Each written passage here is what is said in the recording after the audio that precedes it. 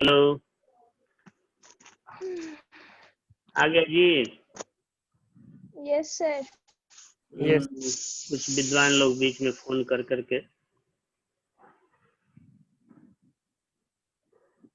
चलो फिर से हम लोग रिएक्टिविटी सीरीज की बात कर रहे थे। तो हाइड्रोजन नॉन मेटल होते हुए भी रिएक्टिविटी सीरीज में रहता है ताकि कंपेयर किया जा सके कि वो डिस्प्लेसमेंट रिएक्शन कर पाएगा, कि वो मेटल उसके साथ डिस्प्लेसमेंट रिएक्शन कर पाएगा कि नहीं कर पाएगा। जैसे अभी हम लोग पिछले एग्जाम्पल में कॉपर का और सिल्वर का देखे थे।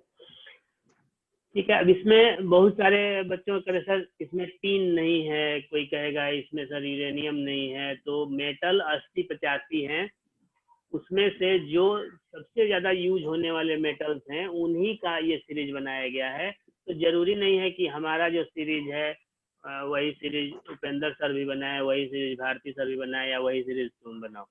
तो सबका सीरीज अलग अलग हो सकता है। एक आधे मेटल जो इधर से उधर हो सकते हैं, उसमें कोई बड़ी बात नहीं है। ये ध्यान देना है कि कंपैरेटिवली एक मेटल का दूसरे मेटल की तुलना में ज्यादा रिएक्टिव है कि कम रिएक्टिव है, बस उतना ही ध्यान रखना है।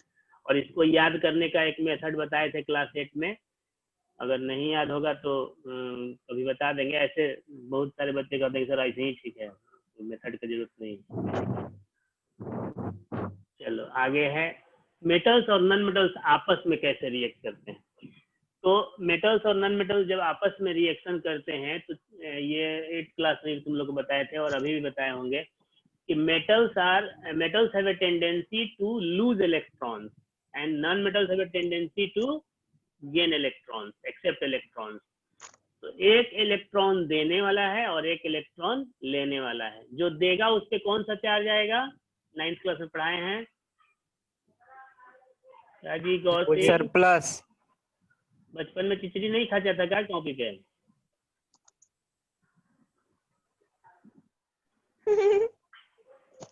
मेटल्स जब इलेक्ट्रॉन लूज करेंगे तो उन पे पॉजिटिव चार्ज आएगा, वेरी गुड। और जब नॉन मेटल्स इलेक्ट्रॉन एक्सेप्ट करेंगे तो उस पे कौन सा चार्ज आएगा, नेगेटिव। अब एक हमारे पास पॉजिटिव आयन है और एक है निगेटिव आयन, यानी एक पॉजिटिवली चार्ज आयन है और एक निगेटिवली चार्ज आयन है। तो जैसे हम लोग फिजिक्स का लॉ जानते हैं कि opposite charges attract each other, तो वो आपस में जुड़ जाएंगे। जैसे आप यहाँ पे देखो, सोडियम जो है एक इलेक्ट्रॉन दे दिया तो Na+ बन गया, और दिया किसको, कोई ना कोई तो उसका लेने वाला होगा ना इलेक्ट्रॉन। तो वो लेने वाला suppose in this case chlorine है, तो क्लोरीन एक इलेक्ट्रॉन ले लिया तो ये निगेटिव आयन बन गया। अब ये दोनों जो आयन है, सोडियम पॉजिटिव आयन और क्लोराइड निगेटिव आयन, ये आपस में जुड़ जाते हैं स्ट्रॉन्ग इलेक्ट्रोस्टैटिक फोर्स से, जिसको कि हम लोग बोलते हैं इलेक्ट्रोवैलेंट बॉन्ड या आयनिक बॉन्ड। क्या बोलते हैं? बॉन्ड। कौन सा बॉन्ड? इलेक्ट्रोवैलेंट बॉन्ड या आयोनिक बॉन्ड। यहाँ लिख देते हैं हम इलेक्ट्रोवैलेंट बॉन्ड और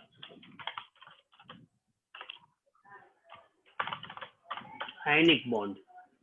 ठीक है, तो ये जो बॉन्ड है, ये बॉन्ड एक्चुअली बॉन्ड होता क्या है देखो। एक्चुअली अभी रेगुलर क्लास चल रहा था तो केमिकल बॉन्ड ही हम एक पीरियड पढ़ाते, लेकिन अभी हम लोग को जल्दी खत्म करना है। केमिकल बॉन्ड जो है वो होता है कि दो एटम के बीच में, वो चाहे सेम एलिमेंट का एटम हो या डिफरेंट एलिमेंट का एटम हो, तो ये जो दो एटम हैं उनके बीच में एक स्ट्रॉन्ग अट्रैक्शन फोर्स या मान लो वीक अट्रैक्शन फोर्स भी डेवलप होता है, और उसके चलते वो एटम आपस में जुड़ करके मॉलिक्यूल बनाते हैं।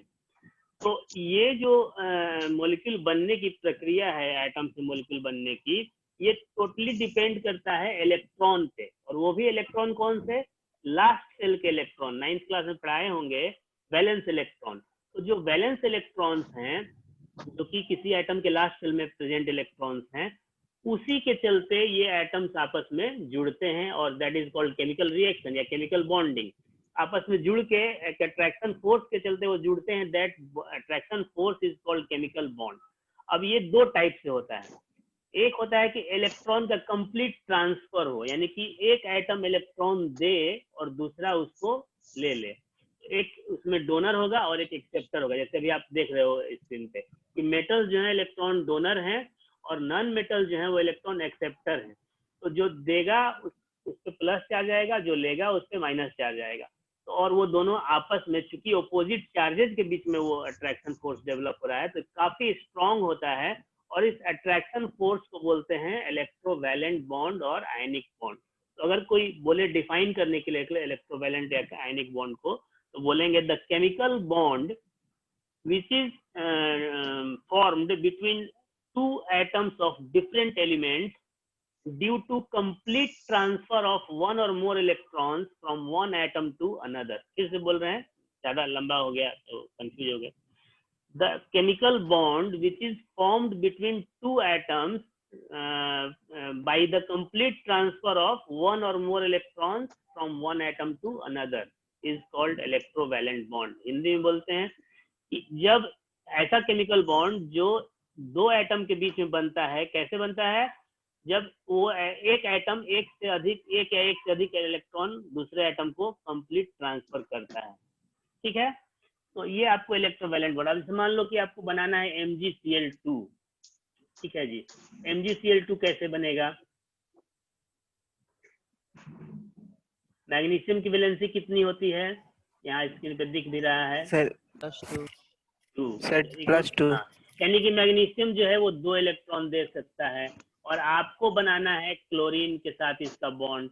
तो मैग्नीशियम जो है अपना 2 इलेक्ट्रॉन देगा, तो 1 इलेक्ट्रॉन इस क्लोरीन को दे दिया, और चूंकि ये जिसके पास 2 इलेक्ट्रॉन तो क्लोरीन के साथ जब जुड़ेगा तो क्लोरीन के 2 एटम को भाग लेना पड़ेगा। तो 1 इलेक्ट्रॉन इसको दिया और 1 इलेक्ट्रॉन इसको दिया, ये दोनों इलेक्ट्रॉन दिया, तो इस पे कितना चार्ज आ जाएगा? 2+, है ना, और ये दोनों क्लोरीन पे 1 माइनस।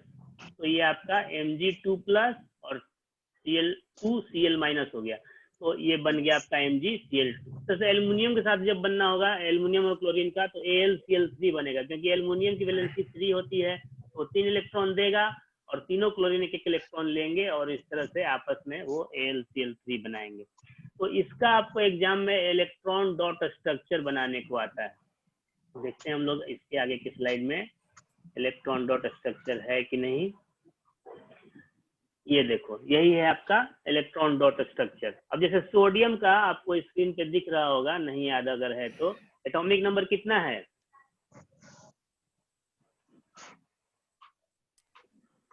11। सर 11। ये इसी मतलब हो गया इलेक्ट्रॉनिक कॉन्फ़िगरेशन। इसी मतलब हो गया इलेक्ट्रॉनिक कॉन्फ़िगरेशन। तो फर्स्ट सेल में 2, सेकंड में 8 और थर्ड में 1। तो आपका ये सोडियम के लास्ट सेल में 1 इलेक्ट्रॉन है, इसको दिखा दिया गया।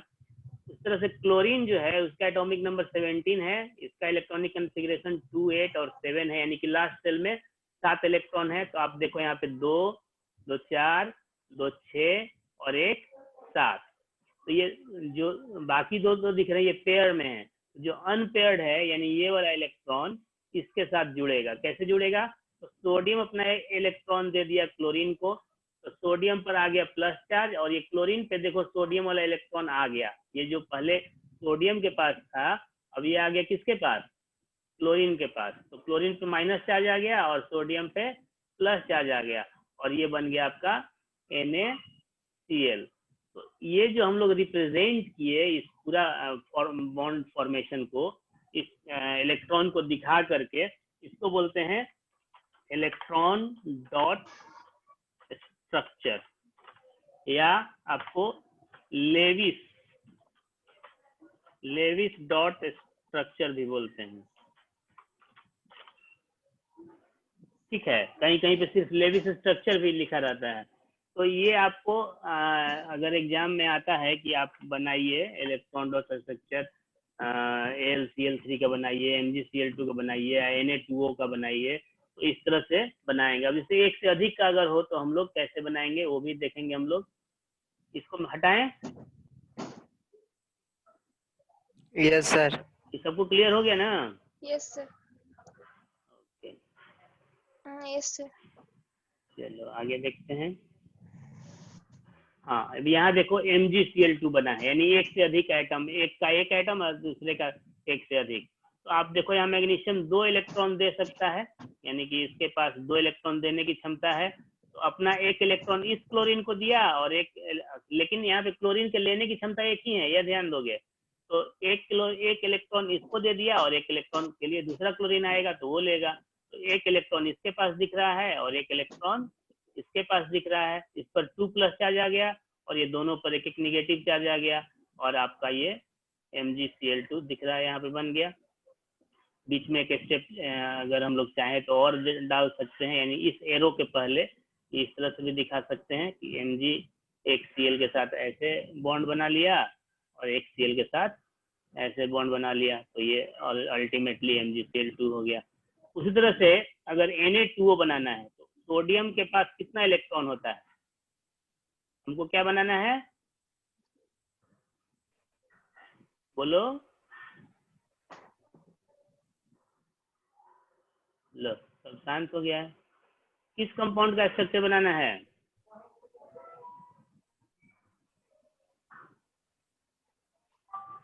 अरे क्लास में है तुम लोग की, चल गए? हेलो। हाँ आवाज आ रही है? Yes sir. किसका स्ट्रक्चर बनाना बोलिए। है? हाँ सर। स्क्रीन पे दिख रहा है कुछ? Na2CO। Na2O। Yes sir, Na2O। Sodium में कितने एटम होंगे, 2 एटम होंगे यस ना, सर। और ऑक्सीजन का 1 एटम। तो आपका ऑक्सीजन का जो ये है एटॉमिक नंबर होता है वो 8 होता है, इलेक्ट्रॉनिक कन्फिगरेशन उसका 2 6 हो जाएगा, यानी कि इसके पास 6 इलेक्ट्रॉन है। तो ये हो गया 2, ये 2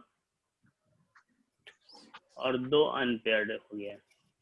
और सोडियम के पास दोनों सेल में 1 इलेक्ट्रॉन होते हैं, दोनों सोडियम के पास।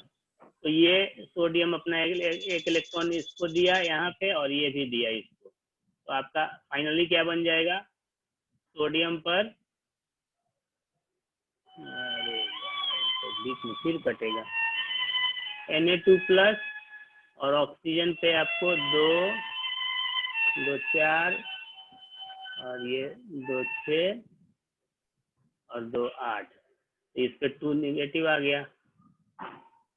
ये सॉरी, एक सोडियम पे 1 प्लस और दूसरे सोडियम पे 1 और प्लस, तो इस तरह से आपका बन जाएगा Na2O।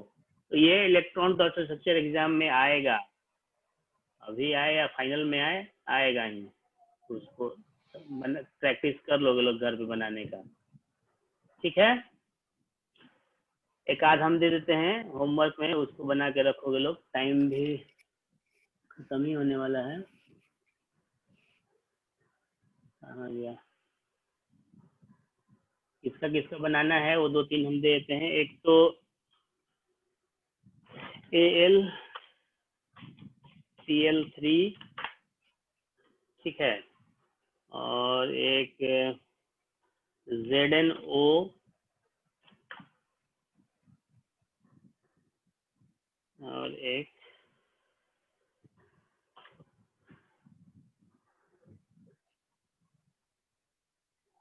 ZnO हो ही गया, MgSO4। हाँ MgSO4 नहीं दे रहे हैं, MgCl2 ही बनाओ ना, MgCl2 तो बना ही है, इसके लिए कॉपी कर लेगा। Al2O3 ये बनाओ, ये 3 होमवर्क है, अच्छे से नोट कर लोगे लोग। चलो यहाँ तक किसी को कोई confusion? No sir. No sir.